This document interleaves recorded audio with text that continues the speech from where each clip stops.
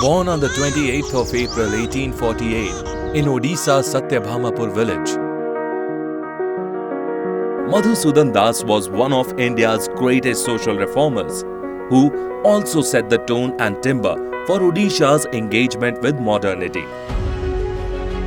Trained as a lawyer and in time acknowledged as a celebrated jurist, Madhu Babu, as he became popularly known, turned energetically to social reform, to champion secularism, women's empowerment, economic self-reliance, while assiduously challenging the caste system. His writings and campaigns have left a deep cultural and philosophical imprint on modern-day Odisha, a living legacy that urges us to keep exploring his many-layered intellectual and institutional contributions.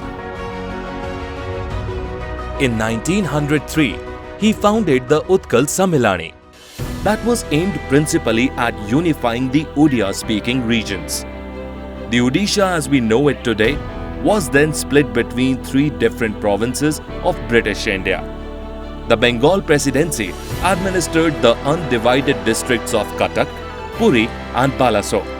The Madras Presidency controlled the undivided districts of Ganjam and Korapur, and the Central Province looked after Sambalpur. Madhu Babu's untiring efforts to bring the disparate regions under a single administration eventually led to the formation of Odisha as a separate province on April 1, 1936. He didn't live long enough to see that day, but his notion of building an identity around a regional culture and language arguably made the case for linguistic reorganization of states in independent India. For his visions and contributions to nation building, Madhu Babu commanded respect from one and all. Mahatma Gandhi had on many occasions acknowledged how greatly he benefited from Madhu Babu's understanding of rural poverty, untouchability, and the ways of overcoming the extortionate nature of the colonial economy. He described Utkal Tannery, founded by Madhu Babu in 1905, as an educational tannery that so exemplary combined the principles of Swadeshi with social equity. In 1932, Gandhiji wrote in the Bombay Chronicle, Madhusudan Das, a great philanthropist and who had himself learned the modern process of tanning, had prepared statistics to show what the country was losing annually owing to the superstition of untouchability masquerading under the name of religion. Madhu Babu was one of the first to pronounce in a 1913 speech in the Odisha Bihar Legislative Assembly that the caste system had nothing to do with the division of labour. A clarity that Dr. Bhim Rao Ambedkar was to repeat and further explain in a 1940 essay on Hinduism. Madhu Babu's view on why and how to fight the scourge of untouchability also found their way into the historic document Pax Britannica and Untouchables that Baba Sahib Ambedkar went on to submit to the famed Round Table Conference in 1930. Born into an upper caste Hindu family, Madhusudan Das embraced Christianity at a young age. He, however, was a staunch supporter of secularism and never allowed religion to be discussed in any forum of the Utkal Sammilani. He was a modernist who strongly linked entrepreneurship and skill development to economic progress.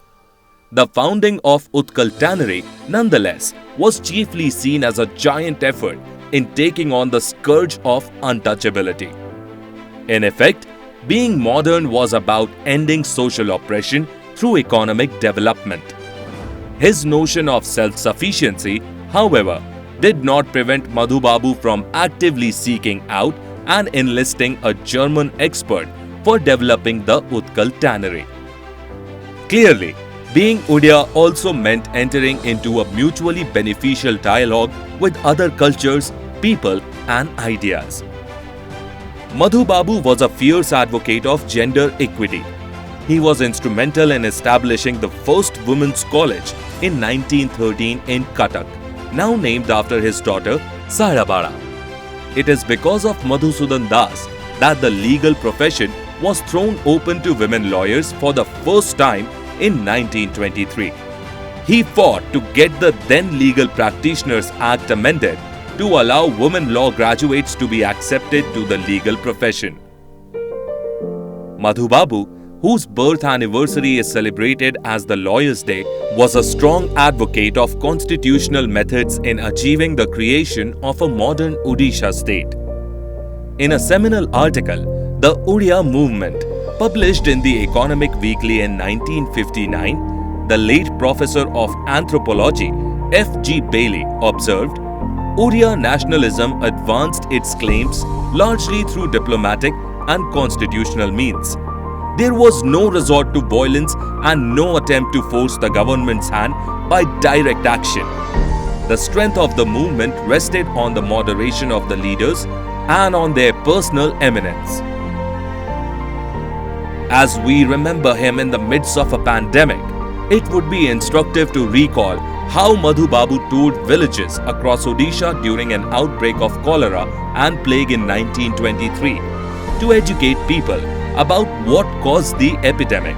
Raising the issue in the Central Legislative Assembly on February 21, 1923, he rebuked the British government for not spending enough on public health and rural sanitation, a malaise that continues to affect us even after 7 decades of independence.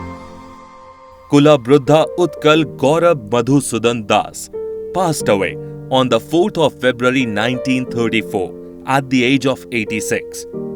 In Madhu Babu's notion of modernity, cosmopolitanism, the embrace of science, the critique of caste, women's empowerment, and advocacy of the secular, Odisha Dialogues sees a living legacy with which we can reimagine Odisha for making a better world. उठरे उठरे Utkal संतान उठिबु तू केते दिने पूर्व गौरव पूर्व साहस पड़िब कि केबे मने जाति इतिहास जातिर निर्झर तहु बहे सदा जाति प्राणधार सेधारु नीर पिउछि जेनर निश्चय हेब से जाति कर्मवीर निश्चय हेब से जाति कर्मवीर।